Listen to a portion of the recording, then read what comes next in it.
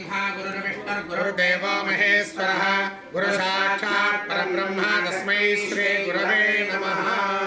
सद्गुरुभ्यो नमः। सद्गुरुचरणारविन्दाभ्यां नमः। श्री गुरुभ्यो नमः। हरि ओम। మనము 3 రోజులు సంకల్పం చేసుకున్నటువంటి విభాగంగా త్రయాంధిక దీక్షలో భాగంగా నూతన శిఖర దేవత ప్రతిష్ఠా యజ్ఞకర్మలో ఏ దేవతలను ఆవాహన చేశారంటే ముఖ్యంగా ప్రధాన దేవత ఎవరైతే ఉంటారో శ్రీ కాలభైరవేశ్వర స్వామి వారిని అంటే మహారుద్రుణ్ణి ఆవాహనం చేయడం జరుగుతుంది. మహారుద్రుడు వచ్చేసి మహాదేవ శివోరుద్రో శంకరో నీలలోహిత ఈశానో విదిగో భీమ దేవదేవ భవోద్భవ ఆదిత్యాత్మక శ్రీరుద్ర అంటే వీళ్ళు 11 మంది రుద్రులు అన్నమాట. ఏకాదశ రుద్రులు అంటారు అన్నమాట. ఈ ఏకాదశ రుద్రుల్ని కూడా ప్రధాన కలశంలో ఆవాహనం చేయడం జరుగుతుంది. ఈ ఆవాహనంలో భాగంగా మనం జలాలేఖ స్వామి జలాల్లో ఏముంటుంది అని చెప్పుకోవచ్చు. కానీ జలాన్ని మనం ఏ విధంగా చెప్తామంటే గంగేక యమునే చైవ గోదావరి సరస్వతి నర్మదే సింధు కావేరి జలేస్మిన్ సన్నిధిం కురు అని చెప్తాం. అంటే ఎందుకు వాటినే తీసుకోవాలా, ఆ జలాలతోనే అభిషేకం చేయాలా, ఎందుకు వాటినే అంత ప్రిఫరెన్స్ ఇస్తున్నారు అంటే ఇది సంపూర్ణమైనటువంటి జీవనది. మనం కుంభమేళాలో కూడా చూసిండొచ్చు. ఎంతో మంది సైంటిస్టులు కూడా చెక్ చేశారు ఏమైనా కూడా బ్యాక్టీరియా దాంట్లో ఫామ్ అయిందా అని. కానీ బ్యాక్టీరియా ఒక చుక్క కూడా లేదు దాంట్లో, అంత ఉన్నా కూడా అటువంటి జీవనదుల్లో ఉన్నటువంటి పోషకాలు ఎన్నో. తర్వాత ముఖ్యంగా జలానికి అధిపతి ఎవరంటే వరుణుడు. ఆ వరుణుడు ద్వారానే మనం శాంతి పొందగలుగుతాం. కలశాల్లో బియ్యం పోసి చేస్తామంటే కుదరని పని, కలశాల్లో జలమే ఉండాలి. ఆ జలంతోనే కూడా అభిషేచనం కర్మ అంతా కూడా. ఆ జలాన్ని ఎప్పుడైతే మనము మంత్ర విధంగా ఆవాహనం చేసిన తర్వాత ఆ మంత్రానికి కట్టుబడే విధంగా 2 మాత్రమే ఆ విధంగా మారిపోతాయి. అవి ఏంటంటే ఒకటి నీరు, ఇంకొకటి నిప్పు. అందుకే అనమాట స్వాహాకారాన్ని మనం యజ్ఞం చేస్తాం, జలాది అభిషేకాలకు జలాన్ని తీసుకుంటాం.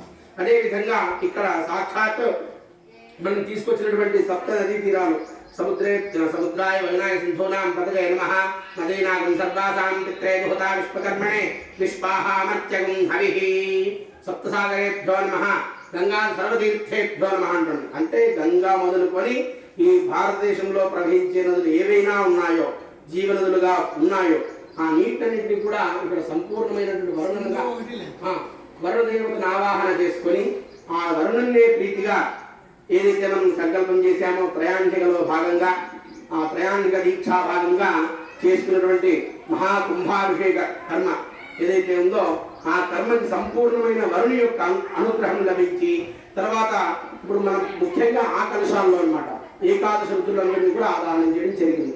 కాబట్టి ఆ ఏకాదశ రుద్రుల యొక్క అనుగ్రహం ఆ శిఖరానికి లభించాలి.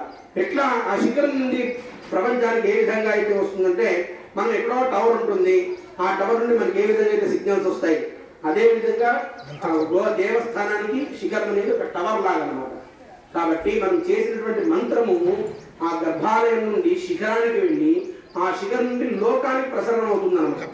ఆ ప్రసరణ అవ్వడం వల్ల ఏమవుతుంది, మన ఇష్టకామ్యార్థాలు మన కష్టాలు అన్ని తొలగడానికి మనం ఏదైతే ప్రాయశ్చిత్త మంత్రాలు శాంతి మంత్రాలు అన్ని చెప్పింటాం కదా, ఆ మంత్రాల ద్వారా వాళ్ళకి దాని యొక్క అనుభవం లభిస్తుంది.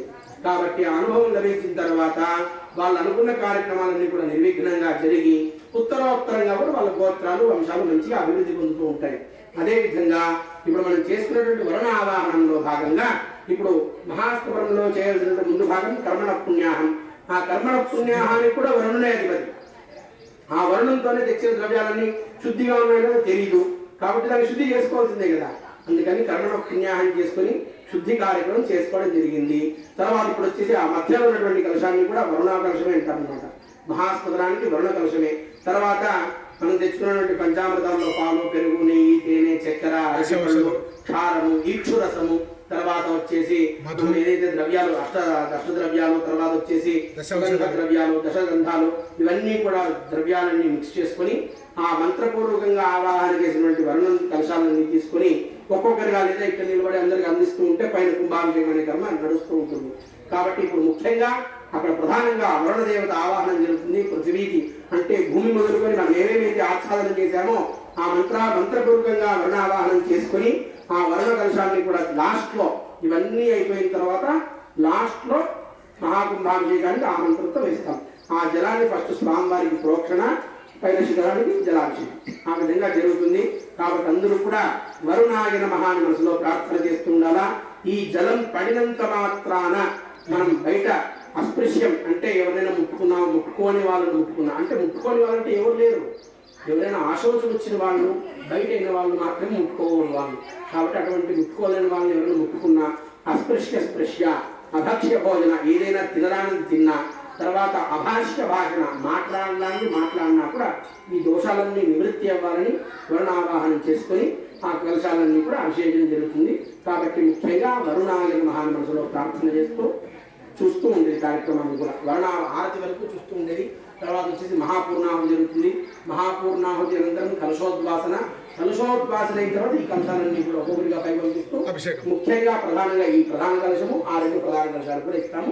ఆ స్వామివారికి ప్రోక్షణ పైన శిఖరానికి అభిషేకం జరుగుతుంది. కాబట్టి వరుణాయ నమః మనసులో ప్రార్థన చేస్తూ ఉండేది. హర నమ పార్వతీ పతయే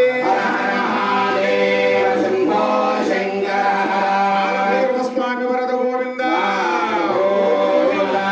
ఓం శ్యానా ప్రజల భవాన్ రక్షణా నివేశని